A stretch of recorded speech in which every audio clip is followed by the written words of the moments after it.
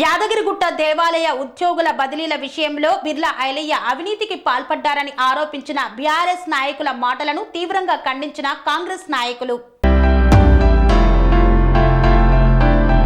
Aleru MLA Birla Ailayya ఆలయ ఉద్యోగుల బదిలీ విషయంలో అవినీతికి పాల్పడ్డారని ఆరోపించిన ప్రతిపక్ష పార్టీ నాయకులకు నిరూపించే దమ్ముందా అని కాంగ్రెస్ నాయకులు ప్రశ్నించారు.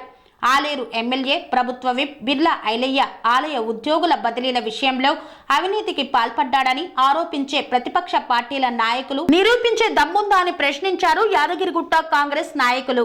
ఎమ్మెల్యే అవినీతికి పాల్పడలేదని యాదగిరిగుట్ట వైకుంఠ ద్వారం వద్దకు వచ్చి రేపు ఉదయం ప్రమాణం చేస్తామని తెలిపారు. అవినీతికి పాల్పడ్డాడని ప్రతిపక్ష నాయకులు ప్రమాణం చేయాలని సవాల్ విసిరారు. యాదాద్రి జిల్లా యాదగిరిగుట్టలో మీడియా సమావేశం ఏర్పాటు చేసి మాట్లాడారు కాంగ్రెస్ నాయకులు.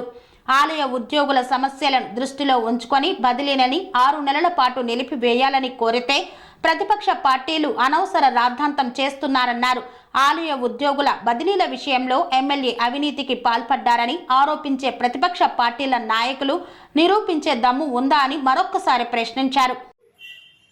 నిన్నగాక మొన్న జరిగిన అసెంబ్లీ సమావేశాలలో గౌరవనీయులు ప్రభుత్వ విప్పు ఆలేరు శాసనసభ్యులు బిర్లా ఐలయ్య గారు మాట్లాడుతూ ఈ యాదగిరిగుట్ట పరిసర ప్రాంతం అదేవిధంగా తెలంగాణలో ఉన్న పుణ్యక్షేత్రాలన్నింటి మీద ఒక అవగాహనతోటి మాట్లాడి పంతుల విషయంలో వారి యొక్క పిల్లల చదువుల విషయంలో అదేవిధంగా ఉద్యోగాల బదిలీ విషయంలో లేవనెత్తిన అంశాలపై మాట్లాడుతూ వారు ఏమనడం జరిగిందంటే ఇక్కడ ఉద్యోగ బదిలీలు అనేటివి కామన్గా జరుగుతూ ఉంటే 14 ఏళ్ళ నుంచి ఆగిపోతుంది, వాటిని ఆపాల్సిన అవసరం లేదు.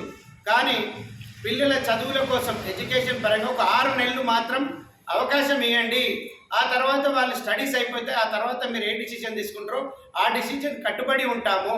ఎందుకంటే ఎడ్యుకేషన్ ఇయర్ మధ్యలో ఉంది కాబట్టి పిల్లల ఎడ్యుకేషన్ పాడవుతుందని తెలియజేస్తూ అక్కడ కొండ సురేఖ గారికి గౌరవ స్పీకర్ గారికి తెలియజేయడం జరిగింది. దాన్ని పట్టుకొని ఇక్కడ బీఆర్ఎస్ బీజేపీ నాయకులు ఏదో 2 కోట్ల రూపాయలు తీసుకుంటూ 1 కోటి రూపాయలు తీసుకున్నారని తెలియజేస్తూ ఉన్నారు, పత్రికా ముఖంగా చెప్తా ఉన్నారు. కానీ అది శుద్ధ తప్పు. ఏ చర్చకు వస్తారో రండి.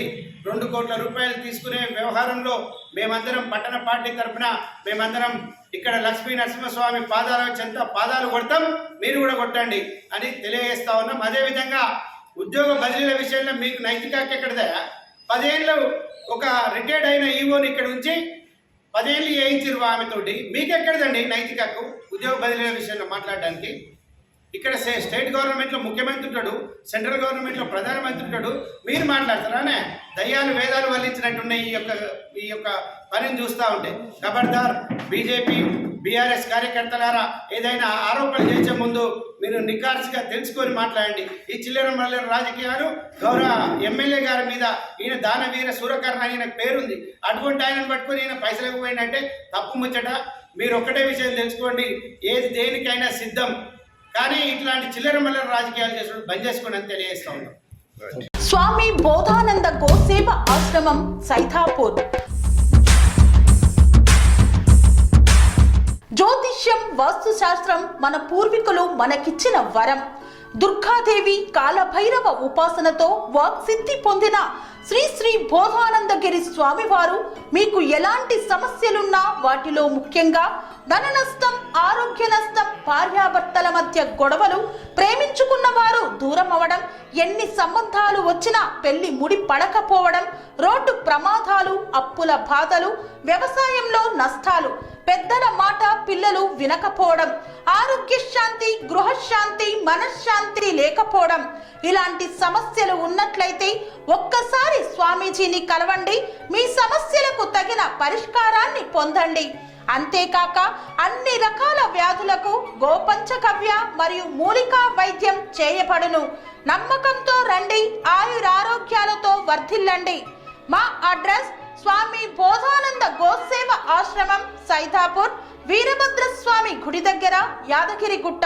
సంప్రదించవలసిన నెంబర్ 9849213754 మరియు 961803